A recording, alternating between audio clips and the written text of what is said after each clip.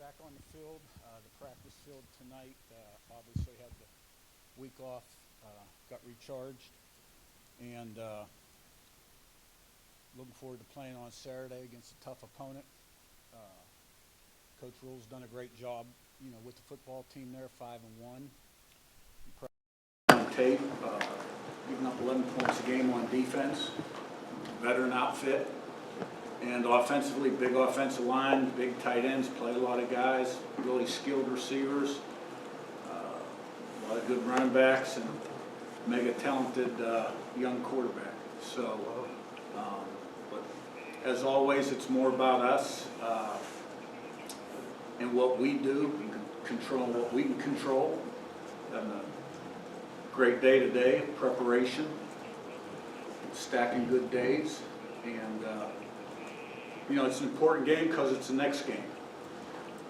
That's why it's an important game. It's this game. And looking forward to it. Questions? Zach, on your left, and Niz. They have, I think, one of the most disruptive defenses you've seen to this point, certainly one of the more disruptive, and they're leading the conference in sacks, tackles for loss. Just when you look at that side of the ball, what are they doing that is just kind of creating problems for opponents? Well, they got good players. They're very well coached. They play really hard. They're very multiple in their scheme. They've got guys that can affect the passer. A couple big guys inside, 315-plus type guys. They play a lot of people, and they do everything they can to keep you off balance. They also deflect a lot of passes. They've sent 7 interceptions, giving up about 85 yards rushing, I think. Niz and Todd. Yeah, you have a core group of JMU transfers, obviously, that dealt with success last year, 10-0 start, and kind of the national spotlight at times. Has that helped, having that kind of group that's been through this before? Did you learn anything from that experience as well, kind of navigating that? Yeah, well, those guys and a lot of the other new guys we brought in, and the guys that decided to remain the right kind of guys, and kind of the mindset and culture that we've been able to create here. Those guys certainly have facilitated the change early on. And, dealing with success is a lot better than dealing with failure. But you got to stay humble and hungry and maintain your edge. And, yeah, I think you're always learning. And, did I learn? Yeah. And because, it's like Mike Krzyzewski said, when he retired, his toughest opponent was human nature. Human nature. Because it's natural to feel good, this and that, things are great. But that's not what this game's all about when it comes to preparation and stepping between the white lines. I mean, you've got to have some special characteristics to be able to deal with success and not be affected by it in a negative manner. Todd in front and Seth. Kurt, yards after catch has been a big part of your passing attack this year. You got 4 receivers with over 100 yards in that. Can you speak to the importance of that? And also, when you diagram a play, can you try to design that into a play, or is that just something that just happens with the receiver making a play? Yeah. Well, that whole crew, we spread the ball around. I think we over 10 guys touched the ball last week or in the last game. They have great ball skills, and they're strong guys too, which leads to broken tackles. So, that's something that you're just trying to design plays that have answers and can free guys up versus all the different coverages you're going to see potentially. And then it comes down to execution. It's protection, separation, putting the ball where it's got to be, throwing it where it needs to be thrown, and letting the athletic ability and the desire. Sometimes there's a little want-to factor there too involved in that. Take over from there. Seth and Jack. Kurt, you mentioned Raiola's talent. Just what have you seen from him on tape? What challenges could he pose for your defense? Yeah, he's a really talented guy. He's got great arm talent. He plays with a lot of confidence. He's got a really nice supporting cast. They protect him well up front. They've got one receiver, 6'4", 225, and can really go, deep ball type guy. And schematically, the staff does a really nice job of, they don't put too much pressure on you. They're balanced. They want to run run the football, good play action pass, get them out of pocket, change the launch point. So I think they've done a tremendous job with him. Jack in front and Zach B. Hey, Kurt, how's Jalen Walker doing after leaving the Northwestern game? And I guess that position as a whole, how do you feel about the depth you have there? Yeah. You know, Jay Walk is a guy you never count out, and I expect him to be full speed on Saturday. And, you know, we're developing some depth there with Isaiah Jones and the freshman Hardy. So, you know, but there are positions we don't have a lot of depth. So, but feel good about that group. Zach B in front and Bob. Coach, we know that you're a process-oriented guy. What does that process look like during a bye week? Did you take time to kind of step back, or was it still balls to the wall? Oh, it's balls to the wall all the time. Because you're getting better or getting worse, never stay the same. So, I mean, we practiced 3 times, and we did some prep on this upcoming opponent. And then you're looking at other people across the country, seeing who's doing what well, and trying maybe to get a few ideas that may help you down the road. So, using that time wisely. Bob, top left and Jim. Kurt, kind of a big picture question, but when you're rebuilding a culture the way you have here, what are 2 or 3 of the key non-negotiables that you have when it comes to rebuilding something like that? Well, the first thing you got to do as a leader, you got to change the way people think inside and outside the program.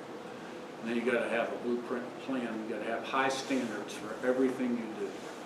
High standards, expectations, and accountability, and consistency, day in, day out. How you do something's how you do everything. And you have to be fully committed to being the best you can be. Be a great team guy. Those are non-negotiable. You know, be early, do your best, improve as much as you can every single day. Jim and then Pete. Coach, I know every game's important, especially from here on out, and the crowds have continually grown. A sellout announced a week and a half before the game. What do you need from this Indiana crowd this week, especially in games like this? I think it's more about us performing as well as we're capable of performing, and give the crowd a reason to really get into the game, which I'm highly confident we will. You know, we have up to this point every time we've gone out, and a lot of confidence in this group. It's an experienced group, high character guys, and you know, we feed off each other. Pete on your left and Ken. Yeah, Coach, the quality you're getting in special teams, kicking, punting, how much of an edge does that give you? Well, you know, your special teams is a third of the game, coaches like to say. But it's roughly 20% of the plays in any football game. But huge momentum swings when you make something really good happen, or if something bad happens in a game. So it's highly critical. Grant Kane does a tremendous job with our teams. Our entire staff is involved with special teams. We watch special teams together as a full staff. You know, we make a big emphasis on it. Ken, top right and Joe. You've talked a lot about just making sure guys keep their heads on straight and stay on the, I guess, that level headed. How do you make sure that continues throughout the week with all the stuff that's going on, the attention that's coming to the program, but then, you know, Fox coming here and doing that kind of stuff? Just how do you make sure everybody keeps their eyes where they need to be? Well, you got to eliminate the noise and clutter and focus in on what's going to help you prepare so you can be your best on Saturday. You know, we have enough maturity and good leadership and experience on this football team. I'm confident that we can handle that, but that's my job too, to make sure if I see an area that's maybe not quite where it needs to be, to push the right buttons and get it to where it needs to be. Do you remind them daily, or is that just something that you wait in case something pops up? Yeah, I send the message to the assistant coaches, they send it to the players, I'll send it to the team. Yeah, but we also don't want to create a self-fulfilling prophecy either. You know, I'm highly confident that our team will prepare the way it needs to prepare for this upcoming game. Joe, front right and Josh. Coach, something when you first got here, you said that you're too young to stop learning. Midway through your first year, what would you say is the most valuable piece of information that you've learned up to this point?